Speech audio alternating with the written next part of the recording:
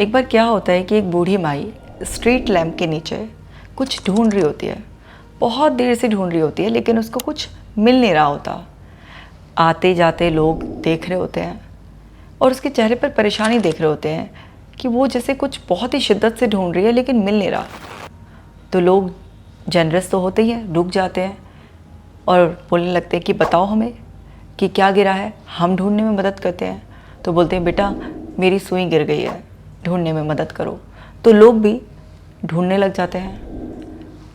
1 से 2, 2 से 4 लोग, ऐसे 8-10 लोग इकट्ठे हो जाते हैं और सब मिलकर ढूंढ रहे होते हैं, लेकिन घंटों के ढूंढने के बावजूद भी सुई नहीं मिलती है। फिर उनमें से एक आदमी बोलता है, माई हम सब लोग इतना ज़्यादा ढूंढ रहे हैं सुई को लेकिन मिल नहीं रही है, लगता है खो गई है। अच्छा ये तो बताओ कहाँ को गिरी थी? तो वो बोलती है, बेटा वो तो मेरी झोपड़ी में गिरी थी। सब लोग अपने माथे में हाथ मारते हैं, झोपड़ी में गिरी थी तो यहाँ स्ट्रीट लैम्प के नीचे क्यों ढूंढ रहे हैं हम, वहाँ ही ढूंढना चाहिए। तो बोलते हैं वहाँ अंधेरा है ना, यहाँ रोशनी थी तो मैंने सोचा यहाँ ढूंढ लेती हूँ।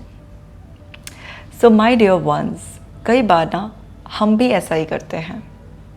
प्रॉब्लम कहीं और होती है और हम सॉल्यूशन कहीं और ढूंढ रहे होते हैं। करते हैं नहीं करते हैं ऐसा? करते हैं ना। आज इस वीडियो में डिटेल में मैं यही समझाने वाली हूँ आपको कि जो प्रॉब्लम है उसको पर्टिकुलरली वहीं से पकड़ो जहाँ प्रॉब्लम है और उसका सॉल्यूशन निकालो जो एग्जैक्ट उस प्रॉब्लम को हमेशा के लिए ख़त्म कर दे। सॉल्यूशंस होते ही वही हैं जो परमानेंट ख़त्म कर दें। वो सॉल्यूशंस नहीं होते जो टेम्परेरी एक बैंडेड की तरह काम करें। सॉल्यूशंस वो होते हैं जो पूरे घाव को हील कर दें। तो अब डिटेल में समझते हैं। होता क्या है कि प्रॉब्लम ना कई बार हमारे खुद के अंदर होती है। हमारी खुद की लिमिटेशन, हमारे खुद के फियर्स होते हैं, हमारे चाइल्डहुड एक्सपीरियंसेस होते हैं। बहुत कुछ पेन, फियर्स, ट्रॉमास लेकर हम बड़े हुए होते हैं और प्रॉब्लम हम में है ये समझने की बजाय हम ये नेचर डेवलप कर लेते हैं कि प्रॉब्लम जैसे आसपास के एनवायरनमेंट में है, लोगों में है, जो सिचुएशन सामने आ रही हैं वो अनफेवरेबल हैं और हम ना अपना जो इनर सेल्फ है हमारा, जो हम अंदर मेमोरी, एक्सपीरियंस लिए बैठे हैं, जो हमारा एटीट्यूड डेवलप हो गया है, उस सब का प्रोजेक्शन हम दूसरों पर करते रहते हैं। हम दूसरों में कमियां देखते रहते हैं, खुद को बहुत ही वल्नरेबल पोजीशन में रखते हैं और दूसरे लोगों के साथ ब्लेम शेम का गेम खेलते रहते हैं। जहाँ प्रॉब्लम है वहाँ प्रॉब्लम को डीपली अंडरस्टैंड कर उसे दूर करने के लिए जो सॉल्यूशंस हैं एक्चुअल में जो वर्क करते हैं उस पर काम नहीं करते हैं और एक्सपेक्ट करते हैं कि सिचुएशंस मेरे फेवर में हो जाएं, जो इवेंट हो वो सारे प्लेजेंट हों, जो लोग मेरी तरफ अट्रैक्ट होकर आए लाइफ में वो सारे बहुत ही हेल्पिंग हो, एम्पैथेटिक हो, बहुत ही ज़्यादा मोटिवेट करने वाले हो, हर समय एक शैडो की तरह मुझे मजबूती देने वाले हो। कुछ भी इस तरीके की एक्सपेक्टेशंस हम पाल लेते हैं क्योंकि हम सॉल्यूशन कहीं और देख रहे होते हैं, जबकि प्रॉब्लम जहाँ होती है सॉल्यूशन वहीं पर ही ढूंढने होते हैं। जिस पर्सन में कुछ वुंड्स हैं उसी को हील करना होता है। ऐसा नहीं होता कि घाव मेरे अंदर है और मरहम किसी और को लगा दिया जाए। तो जिसके अंदर प्रॉब्लम होती है वहीं से प्रॉब्लम को निकाला जाता है और वहीं पर हीलिंग की जाती है। मेरे पास ऐसे बहुत सारे लोग आते हैं जो एक दूसरे को ब्लेम कर रहे होते हैं, चाहे वो पेरेंट्स बच्चों को ब्लेम कर रहे हैं, लेकिन प्रॉब्लम पेरेंट्स के साथ है। कपल आया, हस्बैंड वाइफ को, वाइफ हस्बैंड की तरफ फिंगर पॉइंट कर रही है, लेकिन प्रॉब्लम उनकी खुद की पर्सनालिटी में, उनके खुद के पास्ट एक्सपीरियंसेस में है और वो चाहते हैं कि दूसरा सुधर जाए। तो क्या उनकी प्रॉब्लम परमानेंटली सॉल्व हो जाएगी? नहीं, क्योंकि दूसरा इंसान कब तक आपके लिए बदलता रहेगा, कब तक आपको अच्छा फील कराने के लिए अपने ओरिजिनल सेल्फ से डिस्कनेक्ट होकर कोई एक आर्टिफिशियल से सेल्फ के साथ आपके साथ ऑपरेट करेगा? पॉसिबल ही नहीं है वो। तो जैसे वो बुढ़िया माई जहाँ सुई गिरी थी वहाँ नहीं ढूंढ रही थी, स्ट्रीट लैम्प में जाकर ढूंढ रही थी कि बस एक उस चीज़ के साथ, थॉट के साथ कि यहाँ पर रोशनी है तो यहाँ पर कोई चीज़ ढूंढी जा सकती है। ऐसा नहीं होता। समझना होगा आपको कि अपने आप को देखो, समझो। जैसे एग्जाम्पल से समझाती हूँ। मान लीजिए आपको ये कंप्लेंट रहती है कि मेरा पार्टनर मुझे टाइम नहीं देता। आप अपने अंदर झांक कर देखो, क्या आप उसे क्वालिटी टाइम देते हो, या आप सिर्फ उसका टाइम देना तब मानते हो जब आपकी कन्वीनियंस के हिसाब से वो अवेलेबल हो जाए। आपकी अगर ये कंप्लेंट है कि सामने वाला मुझे एक स्पेशल फील नहीं कराता, कि कोई गिफ्ट नहीं देता है या कॉम्प्लीमेंट्स नहीं देता है, अपने अंदर झांक कर देखो। आप खुद को कितने कॉम्प्लीमेंट्स देते हो, खुद को कितना पैम्पर करते हो, के लिए कितना सामान लाते हो, और सामने वाले को भी उतना अच्छा फील करा पाते हो या नहीं करा पाते हो जो आप खुद फील करना चाहते हो। आपको ये तो देखना होगा, ये तो समझना होगा ना। आप खुद की इज्जत नहीं करते, खुद को समय नहीं देते, खुद को पैम्पर नहीं करते हैं, और आप एक्सपेक्ट करते रहते हैं बस दूसरा कोई आए और आपके लिए सब कुछ अरेंज कर दे, आपको ये सब कुछ अच्छा अच्छा फील करा दे। ये हो ही नहीं पाएगा जब तक आप खुद को वैसे ट्रीट करना नहीं शुरू करोगे जैसे आप चाहते हो कि दूसरे आपको ट्रीट करें। क्योंकि जैसे आप अपने आप को ट्रीट करते हो, आप डिस्प्ले देते हो कि मुझे ऐसा ट्रीट किया जाना चाहिए। लेकिन आपने अगर किसी को राइट डेमोन्स्ट्रेशन ही नहीं दिया तो सामने वाले को कभी पता ही नहीं चलेगा कि आप कैसा ट्रीटमेंट डिज़र्व करते हैं, और वो आपको अपनी तरीके से या कैजुअली रैंडमली कैसे भी ट्रीट कर देगा। सो अंडरस्टैंड कीजिए इस बात को बहुत ही ज़्यादा अच्छी तरीके से। आप जो चाहते हैं कि दूसरे इंसान से आपको मिले, पहले आप उसे दें, तब जाकर आपको मिलेगा। तो पहले आप अपने अंदर झांकें, आपकी लिमिटेशंस के बारे में। आप अपने अंदर अपने घाव जो आपके बचपन से आए हैं, लोगों ने दिए हैं, कुछ ख़राब एक्सपीरियंसेस ने दिए हैं, उन सब को एक पेपर पर लिखें या फिर आप उसे ड्रॉ करें। आप जब ड्रॉ करते हैं तो आपके सबकॉन्शियस माइंड में जो इमेजेस सेट हैं वो बाहर निकल कर आती हैं। आप जब लिखते हैं, जर्नलिंग करते हैं, तो आप एग्जैक्ट वर्ड्स में अपने फियर्स को, ट्रॉमा को, बैड एक्सपीरियंसेस को एक्सप्रेस कर पाते हैं।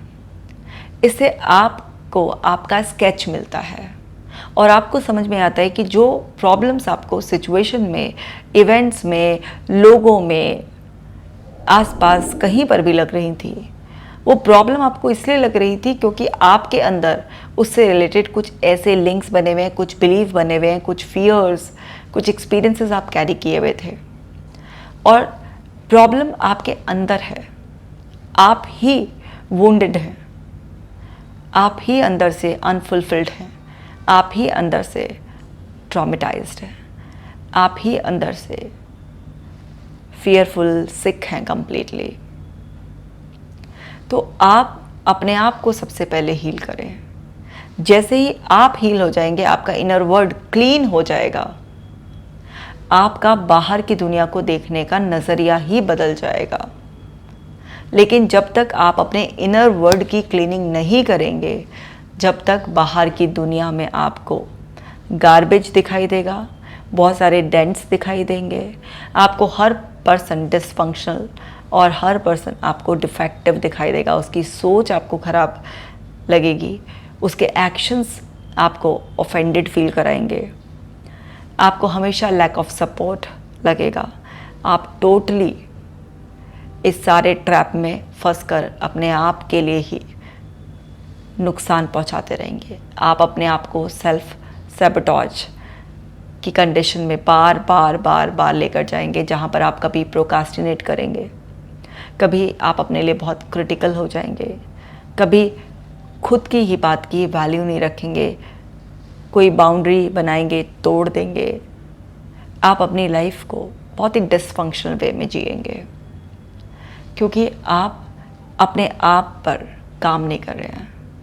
आपको अपने इनर चाइल्ड से बात करनी है, अपनी शैडो इमेज को देखना है, और उसके लिए आपको बैठकर एक्सप्रेस करना पड़ेगा, अंडरस्टैंड करना पड़ेगा। आप जितने भी साल के हैं अपने पास्ट को याद कीजिए कि मुझे आज तक जितनी मैंने ज़िंदगी जी है, कौन कौन से हैप्पी मेमोरीज़ हैं, कौन कौन से मेरी स्ट्रेंथ को मैं कंसीडर करती हूँ, मेरे साथ जो भी अच्छे एक्सपीरियंसेस हुए, मेरी जो भी बहुत अच्छी ग्रेट लर्निंग्स रही हैं वो क्या रही हैं। आप लिखें 2, 4, 5, 10, 50, 100 जितनी भी हो लिखे उसे। फिर कौन कौन सी पेनफुल मेमोरीज़ मेरे पास हैं, कोई ऐसा ट्रॉमा, कोई बुरा एक्सपीरियंस जो मुझे हॉन्ट करता है, अभी भी होकर ख़त्म हुए 10 साल हो गए लेकिन अभी भी ऐसा लगता है जैसे कल की बात हो, उसको भी लिखें। दोनों साइड इसलिए लिखवा रही हूँ ताकि केवल नेगेटिव माइंडसेट ना हो जाए कि मेरे पास्ट में तो पेन ही पेन है, क्योंकि आप जिसे देखोगे वही नज़र आएगा आपको।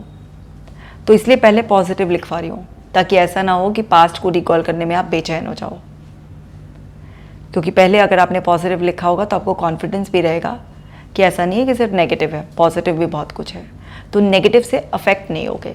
तो पहले पॉजिटिव लिखना, फिर नेगेटिव लिखना, और जो भी नेगेटिव आ रहा है आपके सामने सरफेस आउट होगा, है ना, पूरी परतें खुलेंगी, तो उसको लिखना। और फिर अपने आप से सवाल पूछना, क्या इसको अभी तक भी ढोना, इज़ इट रियली वर्दी? क्या मेरी लाइफ में कुछ पॉजिटिव ऐड कर रहा है या सिर्फ और सिर्फ मुझे इस स्टैग्नेंट पोजीशन में लेकर जा रहा है? मेरी जो कंप्लेंट्स हैं, मेरी जो कांस्टेंट नैगिंग होती रहती है, जो ब्लेम शेम के गेम में मैं फंस गई हूँ, मैं आगे नहीं बढ़ पा रहा हूँ, जो भी कुछ मेरे साथ हो रहा है, ये सारे नेगेटिव एक्सपीरियंसेस ये कितना इम्पॉर्टेंट रोल प्ले कर रहे हैं, क्योंकि आपका ब्रेन जिस चीज़ को एक थ्रेट परसीव कर चुका है, भले ही आज से 10 साल पहले या 20 साल पहले, और अभी तक वो अंदर का कॉन्फ्लिक्ट रिजॉल्व नहीं हुआ, वो ट्रॉमा रिलीज़ नहीं हुआ है, वो इनर चाइल्ड हील नहीं हुआ है, तो आपके सबकॉन्शियस माइंड को, आपके फियर ब्रेन को यही पता है कि ये थ्रेट है।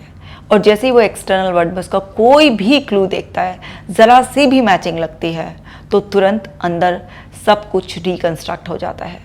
तो हर बार जब भी आप कुछ रिकॉल करते हैं तो वो रिकंस्ट्रक्ट होता रहता है और फ्रेश होता रहता है, और आपका ब्रेन अभी भी उसे थ्रेट परसीव करता है। तो इसीलिए आप डिफेंसिव होकर ब्लेमिंग करने लगते हैं, शेमिंग करने लगते हैं, अपने आप को प्रोटेक्ट करने लगते हैं अनहेल्दी वे में। आप अनहेल्दी कोपिंग स्किल्स अपनाने लग जाते हैं, आप अपने आप को और ख़राब करते रहते हैं, क्योंकि आप कभी समझ ही नहीं पाते हैं कि काम आपको अपने ऊपर करना है, और आपका माइंड आपको प्रोटेक्ट करने के लिए बार बार इस तरीके की डिफेंसिव वॉल खड़ी कर देता है, और आप दूसरे इंसान से बहुत एक्सपेक्ट करते हैं।